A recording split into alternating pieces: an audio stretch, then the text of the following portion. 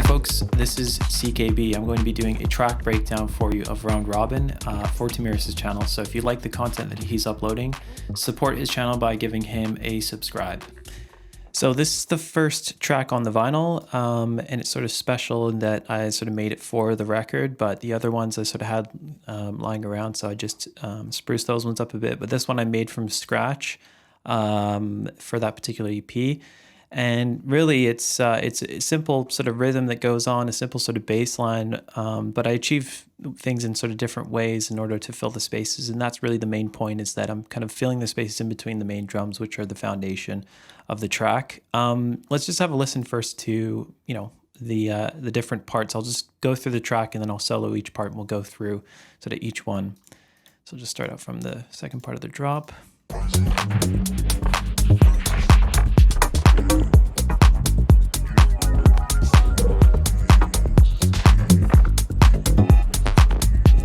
Drums, just very basic. Bass.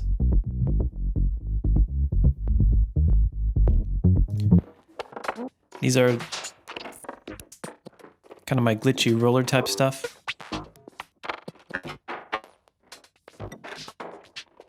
And a lot of this is bounced down because I'll show you why in a bit, but that's why you see a lot of audio there. I don't use any outboard, everything's in the box here. Some melodic parts, some dub stabs. And then you got this part here, which is a chord.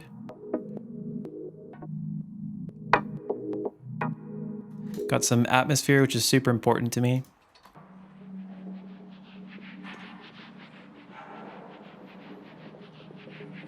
There's no rhythmic thing going on there, it's just sound. Got some vocal parts. In that moment, he starts spitting his verse. I was like, listen, don't be. That's just throughout the whole track. And then I've got what I call like incidentals, which are sort of things that sort of happen sometimes and then sometimes they don't.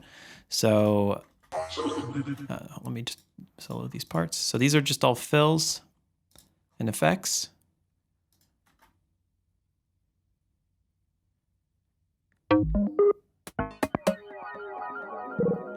Some of them are melodic, some of them are atonal.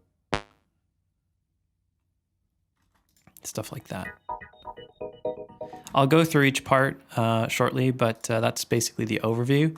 Now, the whole sort of track, the way I sort of lay out my tracks is that I'm thinking in terms of DJing. I think Feek made a good point about that, you know, you have to make your track DJable, in that, you know, you don't want too many breaks and you don't want too many sort of dead parts of the track. You want to be able to sort of play it out and play it in a club without sort of, you know, getting confused about how to mix it in and out, especially for other DJs as well. So I usually have sort of two main drops. In this one, I've got, I think, sort of three, but the main one is this one here. And then I've got this one here, which is the outro drop. And then everything sort of gets reduced after that. But that's, if you see my tracks, like in Record Box, you'll sort of see roughly, they'll be at different points in the track, but that's roughly what I do, is I have sort of two main drops in a way.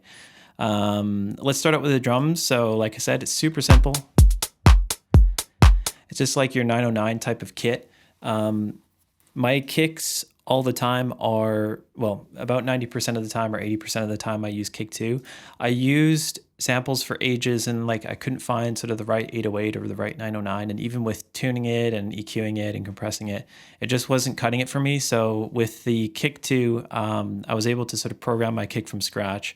I've got a whole bunch of presets, and basically what I do is I start a blank preset and then I sort of modify it with every track that I do to fit that track, and then I save that as a preset. So these are basically versions and versions of each individual kick that I've made. It's got click parts. There's loads of stuff you can do with a synth. I'm not going to get into too much detail because I could spend a whole video talking about it. But these are the top clicks, and then you've just got like the fundamental, which is the sine wave. And the way I see kicks in house music, at least, is you've got two different types of kicks, and then you've got everything in between those. So you've got like an 808 kick, which is basically it has a really fast pitch envelope, and then you've got a 909, which is a bit slower, and it's more sort of contoured. So this one would be sort of like a 909. It's a little bit faster than a 909, a traditional 909, but this is basically what a 909 is. And then you've got everything in between that. So, you've got your sort of 808s, but also 909s, so that you can hear the pitch kind of dropping a lot slower than the 808s, but a lot faster than the 909s, if that makes sense. But there's nothing crazy going on here, just some processing. I think I'm just using LFO tool, which you'll see again in this project. But in this case, it's really just measuring out the kick, seeing how long, because we're kind of viewing it in the quarter note window here. So you can see that the kick is just slightly before the next eighth note, and I typically don't have my kicks going on for too long. For me, like if I want to write a bass line underneath the kick, then it has to be sort of a quicker kick, and then it allows me to do more with the low end that way. But that's just how I do it. So aside from that, there's nothing else going on. I've got EQ8 there, just boosting some of the highs really, and then some automation, auto filter during the break. So onto the clap, nothing special, just a 707 clap. Again, nothing special happening there. I've got some EQ and that's it, and I've kind of tuned it down a little bit. Clap fill again is just the same sample, and that's from I think it's from the stock Ableton library. It is from the core library. Yes, that's right. So my hi-hats are a little bit more important to me. So I have about 3 different layers going on. It's important to sort of know kind of which each layer is doing, because if you just sort of stacking hi-hats on hi-hats, you can overhype the high end. So what I've done with that is I've put on a de-esser, and basically de-esser is like something that is like a compressor in a way, but it only compresses a certain amount of frequencies. So everything above, in this case, 5,500 hertz, it's basically kind of limiting above a certain threshold. So you can see that's what it looks like. It's basically just compressing the high end, but it just basically ensures that, when I have my first hi-hat and then I bring all my hi-hats in, and, it's not too overhyped, because I think that's a big mistake on a lot of records, is like when I hear people, because I do mixing and mastering as well, so I hear a lot of people, just stacking loads and loads of high frequencies, and it just doesn't add up. It doesn't make sense. It just sounds overhyped.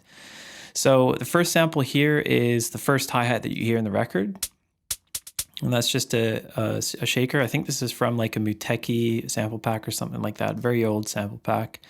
And then I have it transposed down 4 semitones,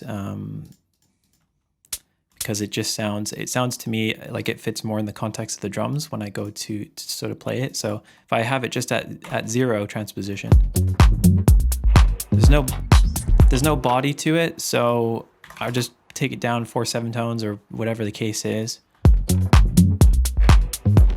and it sounds a little bit more like a percussive kind of hit. There's more body to it. And then underneath that, I've got a 909, so it's pretty standard 909 type of sound, and some erosion, which just adds a bit of grit to the high end. And then I have an open 909, which has got a Hass effect on it, so it's the right side's delayed slightly than the left side, so there's a separation going on in the stereo field. And then all together, again, they sound like this.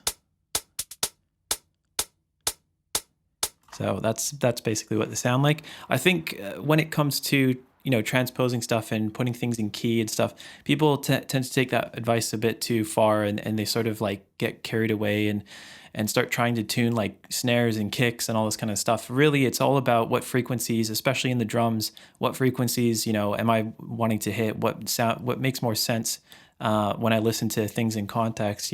While I'm on the topic of frequencies, I think it's important to add as well, when I'm making a kick, for example, or I'm listening to a kick sample, I'm really more concerned about sort of what frequencies it's hitting, and I tend to like aim around 50 hertz, but it's you can get carried away with that as well. But really the main thing is like, is there enough a sub in the kick, and does it fit well with the bass? And so when I went to tune this kick, I was listening to the bass as well.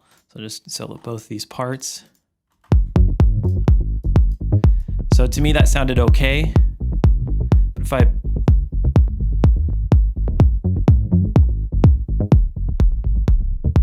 if you go too low, it sounds too muddy, and if you go too high, there's not enough subs. So I think for me on this particular patch that I made, it's -2 was sort of where I wanted to keep it at. Outside of that, there's nothing else really special going on the drums. There's just these top loops here, which I'm sort of texturally randomizing a little bit with some frequency shifter, some erosion, and then I've also used LFO tool in this case just to chop the upbeat quarter note off of the sample, because without it, it sounds like this. So really, I'm more concerned about filling in the spaces between the hi-hat. And it goes back to that same kind of advice that, I don't want to overhype the high end, so I don't want to keep, adding loops and loops and loops that have that upbeat quarter note. Outside of that, again, we have just a fill, which is like an open hi-hat, and with the context of the drums. So it happens every 16 or 32 bars. It's just an open hi-hat sample. And then I have something called a clapinator, which is a little clap synth that I made in Operator. So if I just open it up here, you can get an idea of what it sounds like normally. That's what it sounds like normally. And I sometimes use that as like an underlayer under my stuff. But in this case, and actually in a few other tracks on the record as well, I'm using it sort of as a fill with that long tail. So it sounds like it's part of the clap, but it isn't. And I just tend to sort of randomly put it in there. Just a top loop here. And that's part of a sample or I've just chopped up a loop and just kind of copy pasted it over basically. That's it. Now onto the more interesting part is the bass. And actually I lied to you because it's not actually that interesting. It's literally just an omnisphere. This is the main rhythm.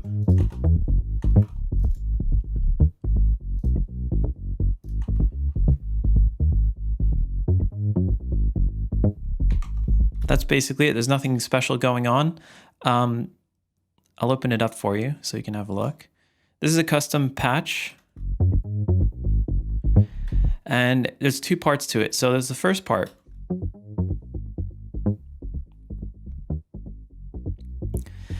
So the first part is like just a PWM like saw string type of sound. And really it's just acting as sort of like a plucky bass in a way. So it's kind of filling out the sides. It's making it a little bit more percussive sounding. It's filtered down as well as the other bass, but really the main sort of part of this synth is to sort of have that kind of plucky feel to it. Then I have another part here, which is part B, and that's just the fundamentals. So that's what's making the bass. This is, I think, is just like it's a wavetable, so it's somewhere in between sort of a sine wave and a sawtooth. And then I have some tape slammer on there, which is basically kind of, adding a bit of grit and sort of making it sound a little bit more compressed. What else have we got here? We've got an ARP, which is really the main kind of thing about this bass. So the arpeggiator, without it, keep in mind, when I put the arpeggiator on this particular synth, I wrote the bass line around that arpeggiator. So really what's happening is it's making it more staccatoed. So let's have a listen without.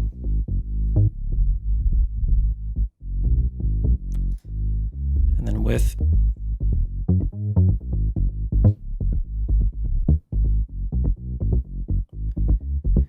So the arpeggiator in a way isn't really writing the track. It's really just making it more staccato, more groovy. There is some transposition going on here, but it never really reaches past the 13th step. But really that's kind of the main part of this bass is the arpeggiator. It really kind of adds groove and it keeps it kind of the track rolling. Outside of that, I have a bass at the beginning, which is anything, super crazy. It's just an 808 sub, so.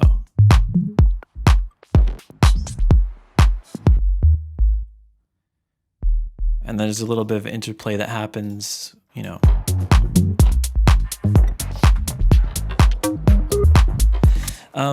Another thing I have is what I like to call my kind of glitch loops. Now I use something called Ultra Loop, which I'll show you in a second in the next part. But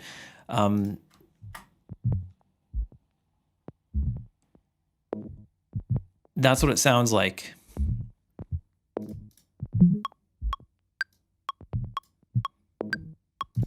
And really what it's doing is I've thrown a bunch of samples and loops at it, and it's kind of going through a 16-step grid and selecting parts of, you know, that sample or loop and then just kind of spitting it out.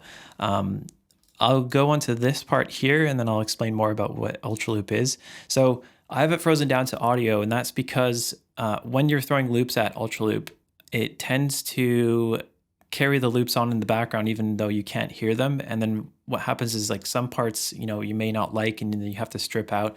And it doesn't like sort of loop every sort of 16 bars. It's a bit random each time. So I like to freeze things down, you know, 16 or 32 bars, and then I just like to loop it that way. And then it makes it a lot easier because you'll see in a second that it's, you know, you basically have no control of what's going on in Ultra Loop. But when you bounce it down to audio, it makes it a lot easier to work with. So let's have a listen to these different parts here.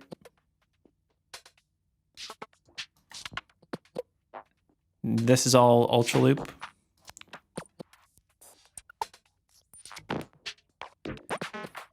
And really, it's, you know, the quality of your sort of glitch loops is going to come down more or less to, you know, what sort of samples and what sort of loops and stuff that you got. Some of these loops are the ones that I've made for like university, and like some I've just made and with the intention of throwing them in Ultra Loop. So let's have a look what it does. So let's have a look here, and I'll just open this. So I've made a preset. Ultra Loop is a plugin for Reactor, and essentially it's like a groove box generator. So it'll basically take a bunch of samples and then sort of spit them out at random points, and you can sequence things, and you can also change on a 16-step grid, you know, the attack, the decay, the sustain, release, the filters, you know, everything basically. So it can be a little bit confusing when you first start to use it, but how it comes normally is it comes with samples, so you can kind of get started right away. What I do is I open up the sample pool, and then I just kind of find loops to throw in there. So for example, I'll just find some sort of like, I don't know, tech house, you know, loops and stuff like that. Let's get some top loops going. So we'll throw these in here. So I've got about, let's have a look, 16 loops. So what I'm going to do is just reduce the selection here, the range of selection, to 16. And then I'm going to go ahead and solo it. And this is, so this preset that I've brought up here is actually a saved preset. So when I press random, everything is randomized. On some presets, they don't do that. So I've just made a preset where everything is randomized. And then that way I can kind of, you know, encourage happy mistakes that way.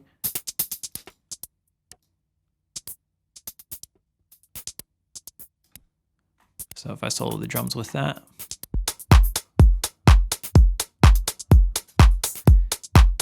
So I've got something there. What I can do is I can change the sync up to 16ths. I can just go completely ham if I want to. You can add swing. So yeah, it's just a dramatic effect, I guess, what I'm showing you here. But really, like I said, it's going to come down to the quality of samples that you use. These samples are very syncopated, and it's very sort of 128 and very, you know, 16th note kind of stuff.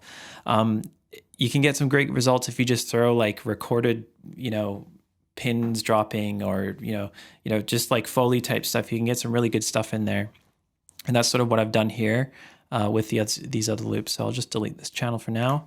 So that's what Ultra Loop is, and then I've kind of frozen them down to audio because, like I said, there's no way to really, if there's an annoying sound or something like that, there's no really way to mute that in Ultra Loop. So you have to kind of bounce it down to audio and strip that out. You know, it comes down to the sample selection, like I said. So with each, you know, with each Ultra Loop, I'm thinking, what do I need to fulfill here? So for the first one, it was obviously bass, and I wanted to have some sort of, you know, thing to go in between the basses, the bass notes, so, or add on top of that. And then with each of these, So I'm thinking more, you know, percussion, effects type of stuff. And then I've got more sort of melodic stuff. Still kind of glitchy, more synthetic. And this same again.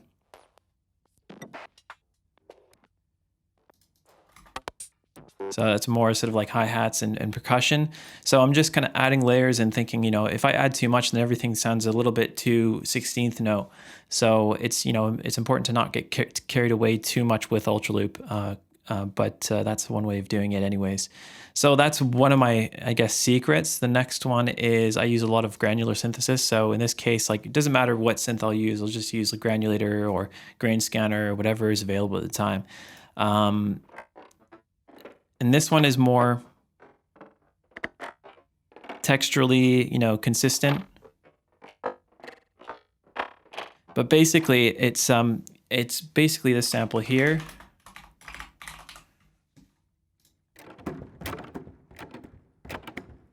And then what I've done is I've just I've got a preset for granulator, which is basically just a starting, you know, scratch pad where I can just throw a loop in there or throw, you know, any sample in there, and it'll only trigger when I'm playing a note. So in this case, I have a sort of a pattern going on here, and I've just kind of, you know, wrote that out randomly, and then I have a delay which kind of makes the note sounds staggered a little bit more, and then it's being modified, and you'll see this a lot. It's being modified by an LFO from Max Live. Creative Suite. So that's basically it. And then I've just used some EQ on there. Another way I achieve sort of, so again, so the same sort of thing happening here. This time I'm using operator, and the LFO this time is affecting only the filter. And then I've got some stuff on the delay as well.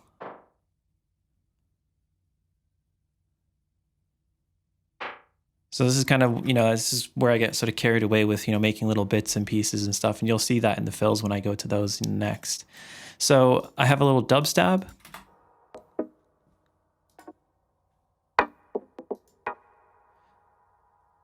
And this is, again, from a loop. And then I've put a couple of different sort of loops within Ultra Loop. And then I've sort of went in and chopped them up and made them sound sort of consistent and tuned some of them and all that kind of stuff.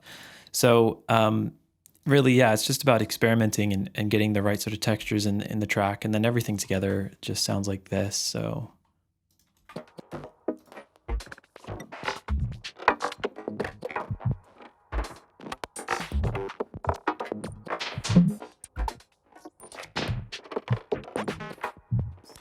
yeah, it's important to have those bits, because if you just listen to the track, let's have a listen without that stuff.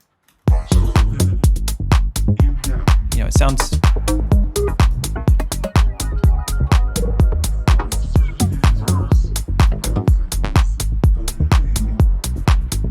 So you could probably get away with releasing just that, but it sounds much more interesting if there's things, you know, filling in the gaps in between, right?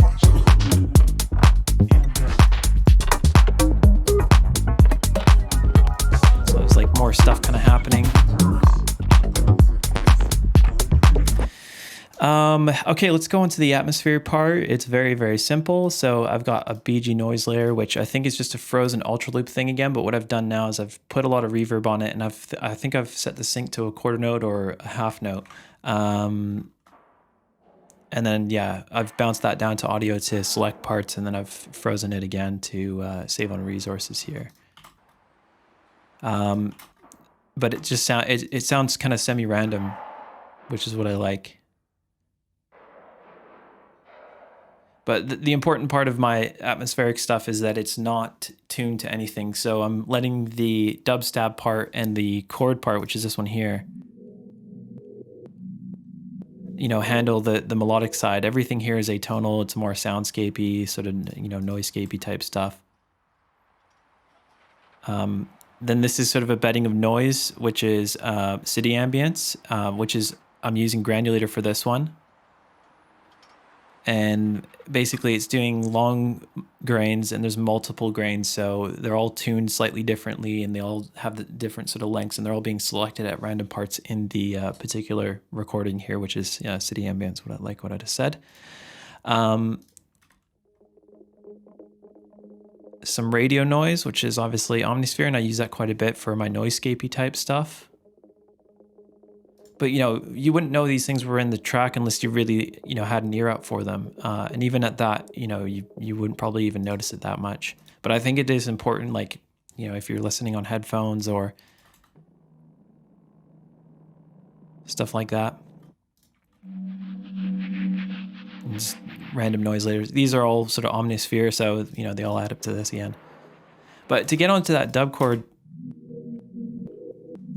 it's Zebra, so I've just picked a random preset really that I think sounds okay. And what it actually sounds like without any of the effects on, it sounds like this. Now I have a what I call the chord generators, which are all sort of dub chords. And there's a thing in Ableton called chord. This synth here. So, this effect, it's a MIDI effect. And basically it allows you to select, and shift different sort of chords on top of your root note. So what I've done is I've created a bunch of presets called dub ch. And basically dub chords, so I've got major 7 add 9s, major 7 add 13s inverted, add 13s normal, minor 7th inverted, and minor 7th add 9. So these are all sort of like traditional, I guess, sort of dub sounding chords. So it just makes it a lot easier to throw this on instead of having to paint them out each time. It's just a time saving part. But without it, it sounds like this. So obviously the root note, the key of the track. And then with the minor 7th add 9. That's what it sounds like. And then I've got some, EQ on here.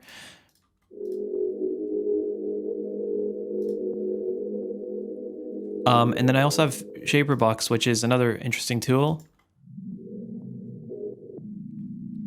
So Shaperbox is like, if you've ever used Grossbeat, this is kind of similar to that.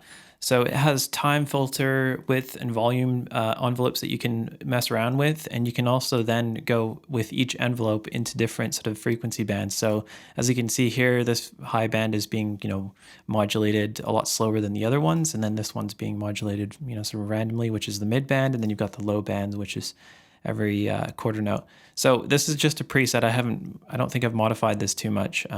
It's called Break It Down if you want to use it. I don't know. But it just worked with this particular pad, so that's not a problem with me. So that's good. And then everything else really, I mean, we've got the background vocals.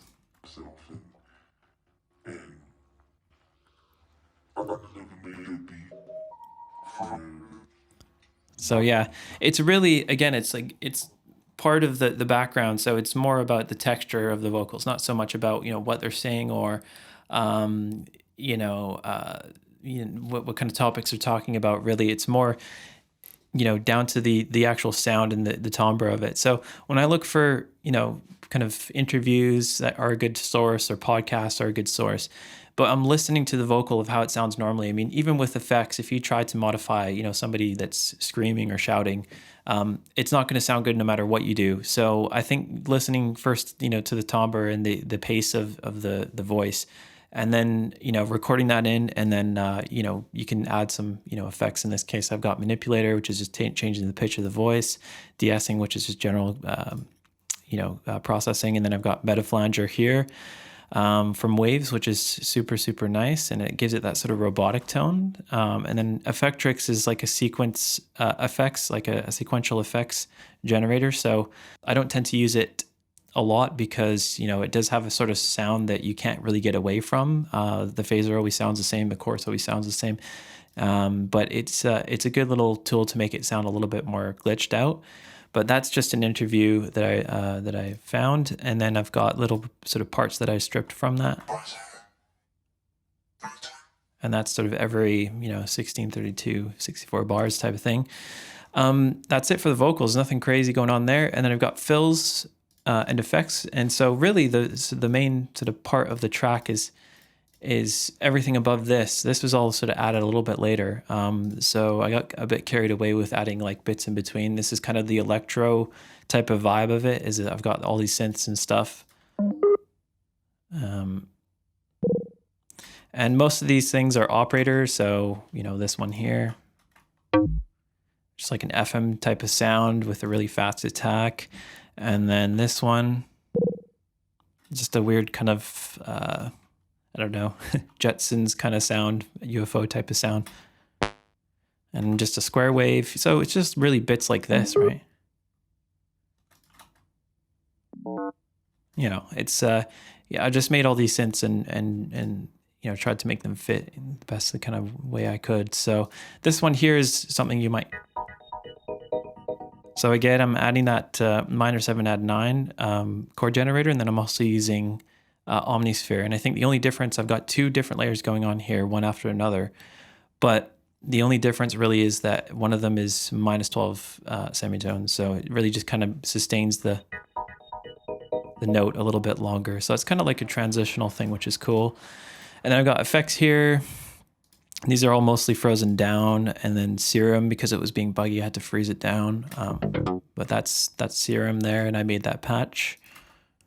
And that's a preset from Serum. This is an Omnisphere thing.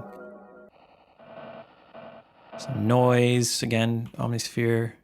So yeah, I mean, you know, I can go on and on and on about all these kind of stuff, but generally, like, these sort of effects come in and out. So like I said, I call them incidentals because, as you can see, you know, these ones here are repeating every sort of 32 bars or so, but these ones are kind of, you know, spread out all over the place. And that's kind of part of the way of making it sort of interesting, because, you know, you can make a track that's like it for clubs and stuff, and you can keep looping it for 16, 32, 64 bars, but you need to sort of fill in the spaces and make it, you know, interesting for a listener, because most of the people that are going to listen to it probably are going to listen to it online on their headphones and, you know, or in their car or something. So it's nice to have these little bits of like ear candy, which I like to throw in there. And typically I spend a lot of time doing that. But that's it. I mean, there's nothing crazy going on. I'll just quickly go over the master. So I've got channel EQ. I think I've just put that on there because why not?